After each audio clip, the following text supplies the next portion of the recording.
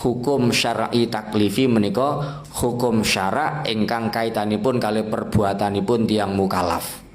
Jadi status apa yang kita kerjakan ini, contoh berjalan, katakan berjalan kemana? Berjalan ke masjid, apa hukumnya? Nah, nanti bisa di status predikatnya, bisa wajib, bisa sunnah, bisa haram, bisa makruh, bisa mubah. Nah, niku mangke ditingali sisi motivasinya, sisi tujuannya, atau sisi proses perjalanannya. Terus 5 hukum niku yang biasa dibaksul masailkan untuk menentukan sebuah permasalahan.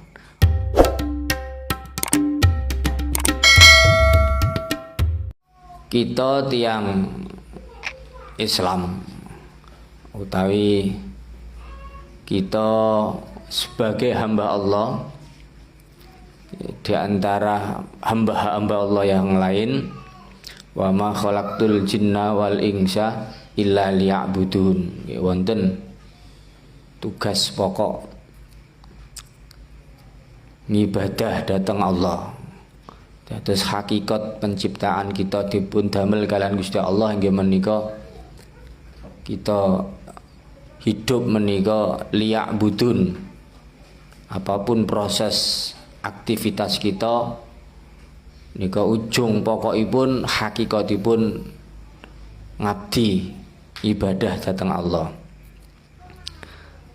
Kemudian hukum syar'i yang berkaitan dengan perbuatan orang-orang mukallaf, lah niku mangke wonten macemipun wonten gangsal.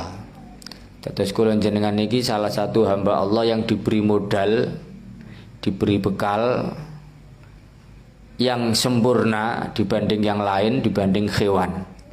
Sehingga wonten beban, wonten tugas. Ya, karena punya kelebihan menjadi khalifah nggih pilihan di muka bumi menika. Lah, taklif atau beban khitab dawuh saking Allah sing rupa perintah utawa sing rupa larangan. Nah niku hubunganipun kali tiyang mukallaf. Ya, tiyang mukallaf niku tiyang sing akale sempurna, terus sampun balik, terus ngertos seruan ajaan syariat Islam. Duga niku lewat pendengaran, penglihatan atau media-media ingkang sampun wonten menika. Jadi tiang kok mboten akale mboten sempurna, mboten wajib ibadah. Tiang kok mboten balik atau dereng balik nggih mboten wajib ibadah. Tiang kok mboten ngertos informasi ana ajaran syariat agama nggih mboten wajib. Sehingga kok ana andekan tiang niku sejak lahir matanya buta, telinganya tuli, buntu karo mboten berfungsi, niku mboten wajib salat, nggih mboten wajib ibadah. Terus pundi wong mboten ngertos ngoten. Jadi 3 niki, 1 karena kita itu punya akal yang sempurna, terus sudah balik lah. Ukuran balik nika mutlake putra atau putri nek pun umur gangsal 12 pun masuk kategori balik. Terus diwanti-wanti putra putri kula jenengan nek wis umur 15 mbah niku pun ngipi to pun metu mani apa dereng, pun khat apa dereng, pun balik. Tapi nek kapan pun metu apa khat atau pun ngipi metu mani niku gak kudu ngenteni umur 15. Jadi umur 9 kok pun khat balik. Nah niku 9 tahun Komariah atau Hijriah ngoten. Bon niku dipun cepeng. Jadi kaitanipun perbuatan tiang mukallaf, tiang sing wis akale sempurna, tiang sing kang pun balik, tiang ingkang ngertos ajaan syariat agama niku kena khitabipun Allah perintah lan larangan sehingga macem hukumipun wonten gangsal. Setunggal wajib, kali haram, tiga makruh, ya, wajib tak urut mawon, wajib, sunnah, ya, haram, makruh, mubah. Niki di bahasan dasar niki riyen. Nah, menjing bakdo niki terus kita bab toharo, termasuk media toharo air, terus nembe bab wudu, bab mandi, nembe mangke masuk bab salat nggih sekedhik-sekedhik.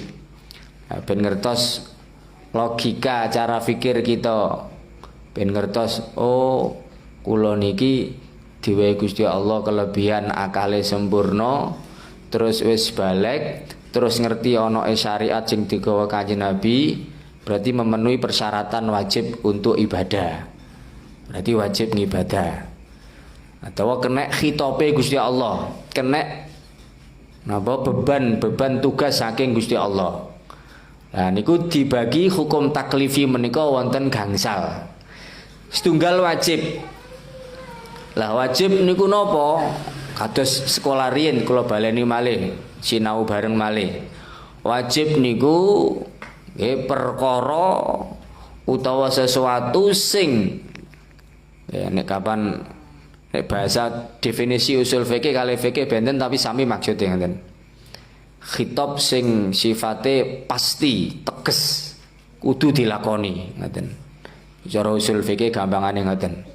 Nek cara fikih nek dilakoni angsal ganjaran, nek ditinggalno dosa, kedosan dipun siksa, wonten konsekuensi hukum siksae. Nah, istilah lain wajib niki saged disebut fardu utawa disebut maktubah nika, atau saged disebut rukun, istilah-istilah lain niku. Lah wajib menika wonten wajib ainiyah, ana wajib kifayah atau kifai. Nah, wajib ain itu setiap individu kena kewajiban per individu. Nek wajib kifai atau kifayah menika saged terwakili. Pun kula singkat-singkat mawon. Yo kula ndamel kitabe kok kegeden kula ndamel sing kang niki mawon. Ringkesan niki, ringkesan saking Pondok Ploso niki. Kemudian nomor kali sunnah. Sunnah menika khitab perintah saking Allah sing sifatnya mboten teges, mboten jaziman.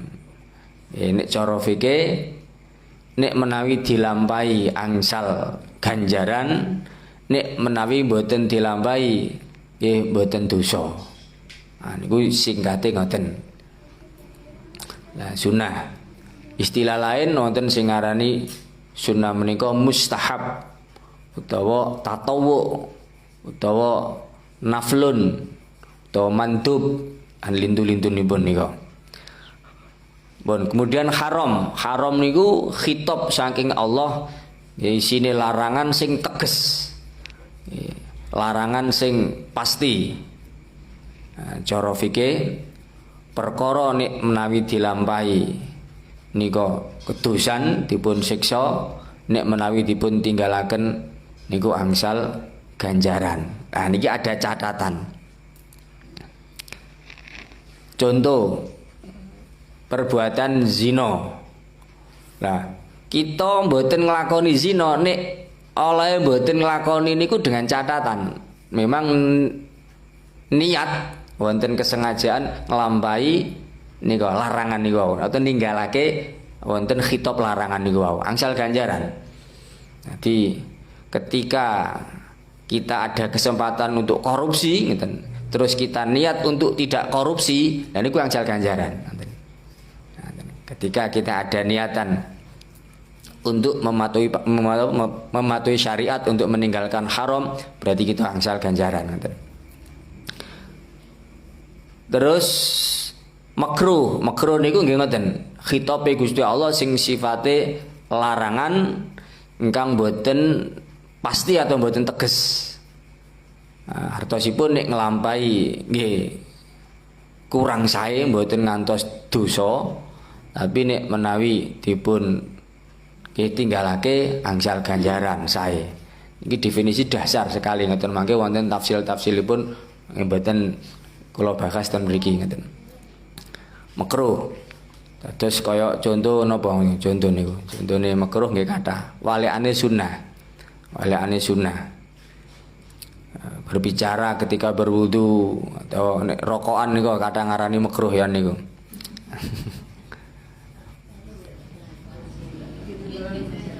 Ya dengan catatan niku wau ninggalnoe dengan catatan niat meninggalkan niku wau karena ada larangan untuk meninggalkan.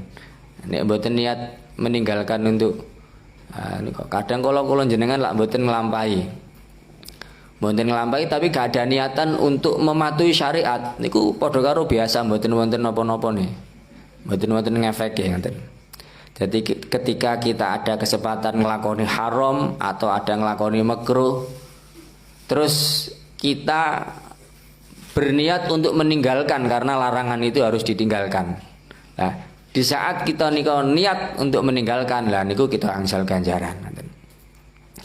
Terus mubah niku nggih perkara ingkang dikerjakaken nggih mboten napa, ditinggalaken nggih mboten napa.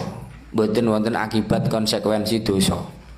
Kaya mangan, minum. Tapi perkara mubah niku nggih saged nekakaken ganjaran, saged nekakaken dosa menawi lah nika wonten niatan untuk fasilitas mengarah ke haram atau mengarah ke nika wajib. Ketika kita makan kok ana niatan mangan ben engko saged takbir atau salat. Contoh malih sare atau tilem ben mangke waktu subuh saged tangi esuk. Lah niku angsal ganjaran. Jadi mubah niku malah justru nek cara usul fikih termasuk potensi kula jenengan untuk memanfaatkan semaksimal mungkin dados hal-hal yang berpahala ngoten. Jadi ketika ada mubah daripada engko aku nang kono malah nglakoni haram wis tak ndelok TV mubah-mubah ngoten mawon. Niku malah justru saya. Jadi hal mubah niki termasuk paling enak untuk kita habiskan waktu kita dengan tujuan menghindar dari haram, ngelakoni mubah-mubah. Terus mubah ini wau tujuannya menghindar dari haram. Nanti ambil posisi di mubah, meninggalkan dari haram. Di situ dengan niatan itu berpahala mubah-mubah kita menika. Ampun. Iku kaitanipun kali dasar hukum taklifi. Hukum syar'i taklifi menika hukum syara' ingkang kaitanipun kali perbuatanipun tiyang mukallaf. Jadi status apa yang kita kerjakan ini, contoh berjalan, katakan berjalan kemana? Berjalan ke masjid, apa hukumnya? Nah nanti bisa di status predikatnya, bisa wajib, bisa sunnah, bisa haram, bisa makruh, bisa mubah. Nah niku mangke ditingali sisi motivasinya, sisi tujuannya, atau sisi proses perjalanannya. Terus 5 hukum niku yang biasa dibaksul masailkan untuk menentukan sebuah permasalahan. Ono kasus ngeten niki, kejadian ngeten niki, hukumnya apa? Nah, carikan referensi makhot ngeten. Ono sing ditarik kepada hukum asal, apa hukum asalnya? Terus hukum tafsil perkembangannya. Nah, ngeten. Nah, terus salat 5 waktu. Apa hukumi salat fardu? Ayo salat maghrib nika. Dasarnya kuat pun nas qat'i, Quran wonten, hadis wonten, ijma ulama wonten pun hukumi salat menika wajib. Berarti aktivitas orang mukallaf untuk salat 5 waktu itu hukumnya wajib. Sebaliknya berarti meninggalkan hukumnya haram. Nah itu niku dasar-dasar hukum untuk kaitanipun perkembangan mangke ke depan ngoten.